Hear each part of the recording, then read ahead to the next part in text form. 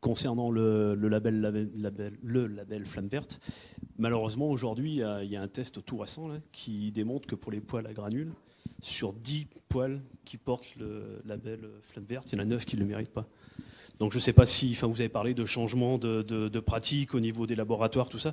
Je pense que c'est fait pour améliorer ça, parce qu'aujourd'hui, en fait, on n'est pas certain d'acheter un matériel qui cadre avec le label, quoi. Tout à fait. Vous parlez de l'étude Que Choisir. Exactement. L'étude Que Choisir, elle a été publiée en 2016 ou fin 2015, je ne sais plus. Ah, bah celle-là, je ne l'ai pas encore lue. Donc, suite à cette étude, notamment, on s'est vraiment remis en question et on a rebalayé tous les protocoles de contrôle. On a mis en place des contrôles beaucoup plus précis et surtout, on a mis en place cette politique de laboratoire, puisque aujourd'hui, dans Flamme Verte, donc pour les anciens appareils, on accepte tous les tests de tous les laboratoires.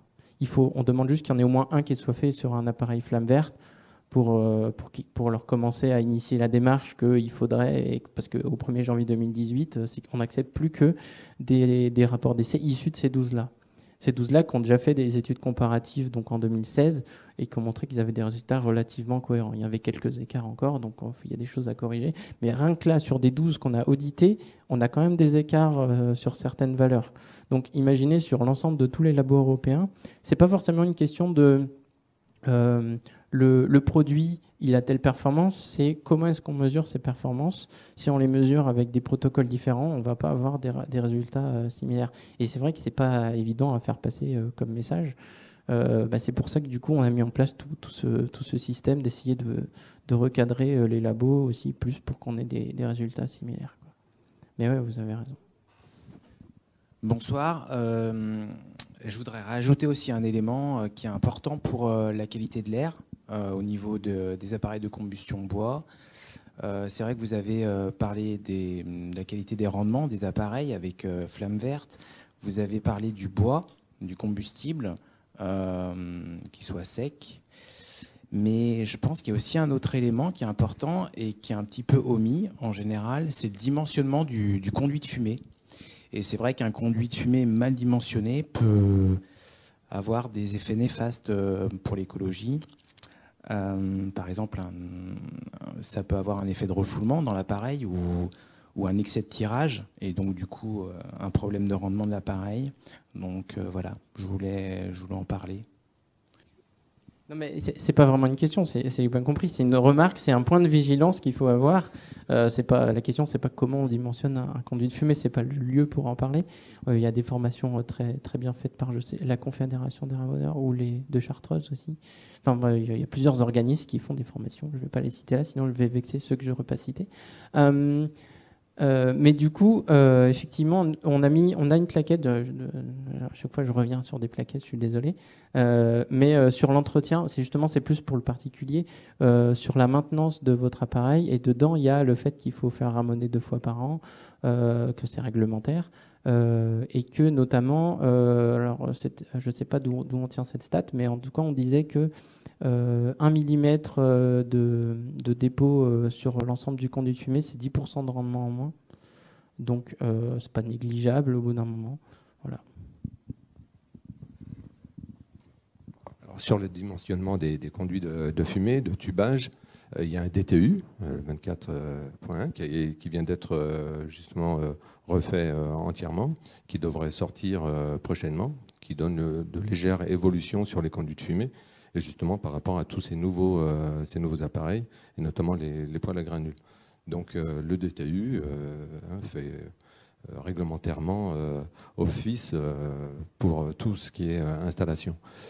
Sur le ramonage, c'est vrai que je voulais intervenir. Il y a une profession actuellement qui, après le vendeur de bois bûche, lui entre chez le particulier, voit les installations qui existent actuellement chez les particuliers, qui a un devoir de conseil également s'il est qualifié.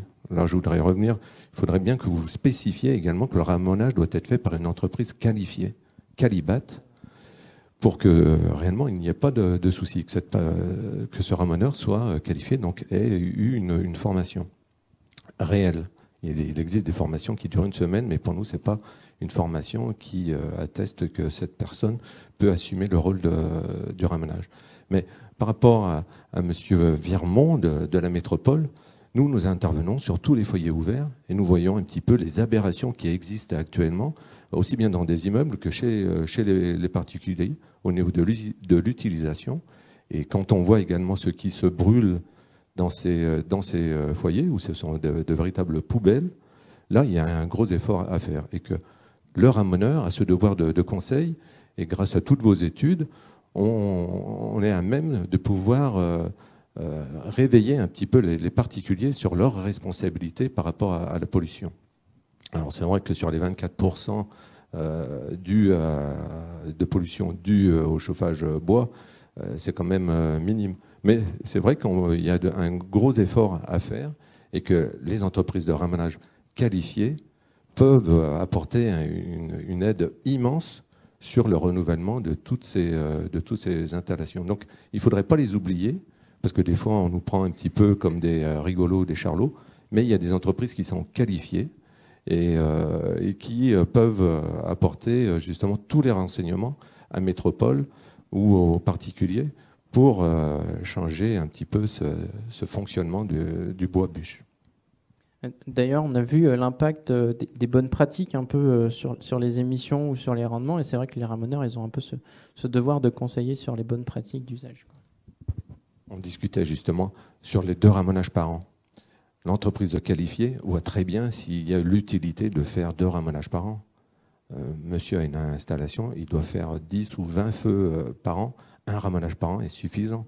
Donc nous, on conseille nos clients sur la régularité du ramonage qu'il doit faire, une fois en période de chauffe et une fois hors période de chauffe.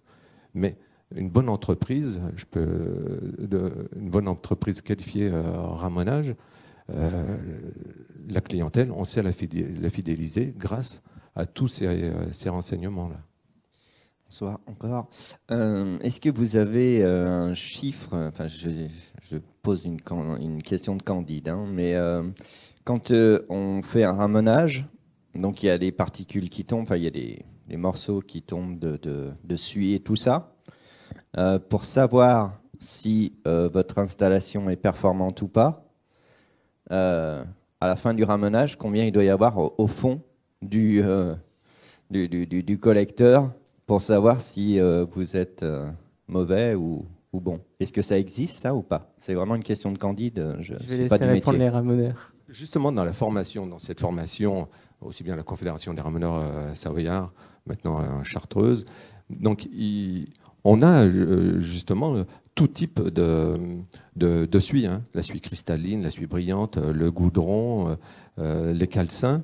Et donc le ramoneur sait très bien comment conseiller son client par rapport au type de suie que l'on trouve dans le foyer.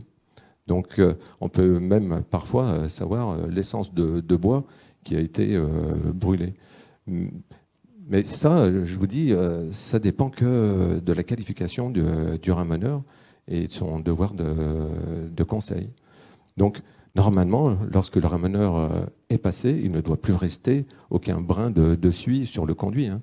Tubage aussi bien que sur les boisseaux, hein, sur les conduits maçonnés, hein.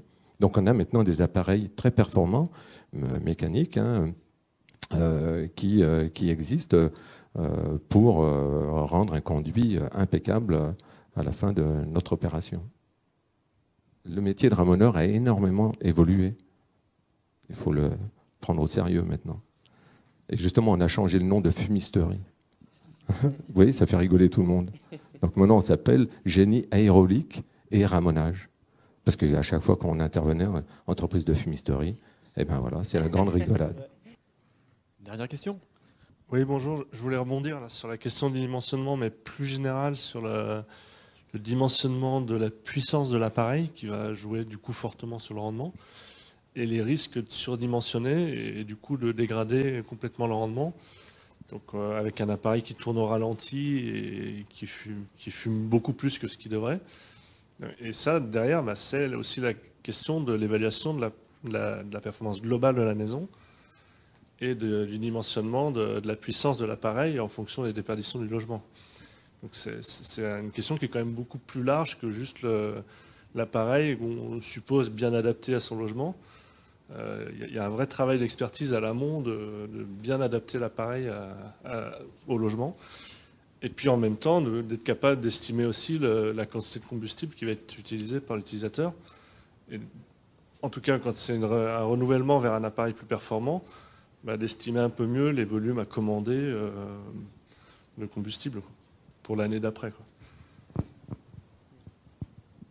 Ça, c'est le travail du vendeur, qu'il soit installateur ou fabricant. Il y a plein de types de filiales de vendeurs. Mais normalement, il y a, notamment pour toucher les aides, il y a une obligation de visite préalable où là, on établit justement le bon dimensionnement du futur appareil.